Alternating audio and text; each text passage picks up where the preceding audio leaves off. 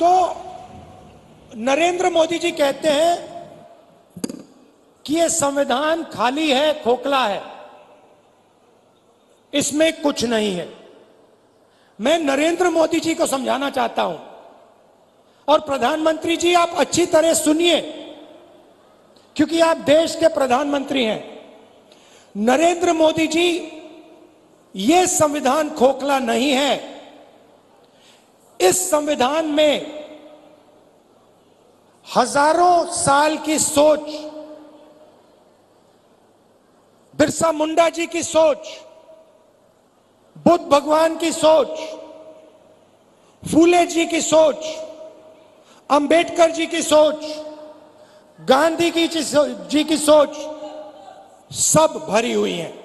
ये हिंदुस्तान, नरेंद्र मोदी जी, ये खोखला नहीं है। इसके अंदर हिंदुस्तान का ज्ञान, हिंदुस्तान की आत्मा है।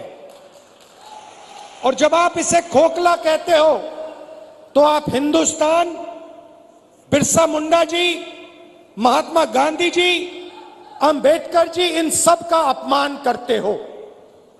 लड़ाई भाइयों और बहनों इसको बचाने की है। आपको कॉन्स्टिट्यूशन में, संविधान में नाम दिया गया है।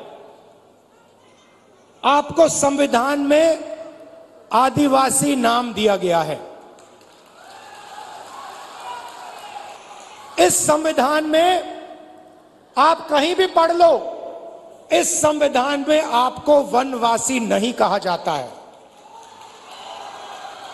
आपको आदिवासी कहा जाता है। मगर आरएसएस के लोग, बीजेपी के लोग, हिंदुस्तान के प्रधानमंत्री आपको वनवासी कहते हैं। इन दो शब्दों में बहुत बड़ा फर्क है। आदिवासी का मतलब जो हिंदुस्तान के पहले मालिक थे। इस संविधान में बिरसा मुंडा जी ने जो त्याग किया, जो शहीद हुए, उनके शब्द हैं। इसीलिए संविधान में आपको आदिवासी नाम दिया गया है। आदिवासी नाम का मतलब समझिए। आदिवासी नाम का मतलब हिंदुस्तान के पहले निवासी, हिंदुस्तान के पहले मालिक। मतलब ये जो जल है, ये जो जंगल है, ये जो जमीन है, उसका पहला अधिकार आदिवासियों का है। ये बात, इसके लिए बिरसा मुंडा जी लड़े थे कि जमीन हमारी, जल हमारा, जंगल हमारा, और जल, जमीन और जंगल का फायदा हमें नहीं मिल रहा।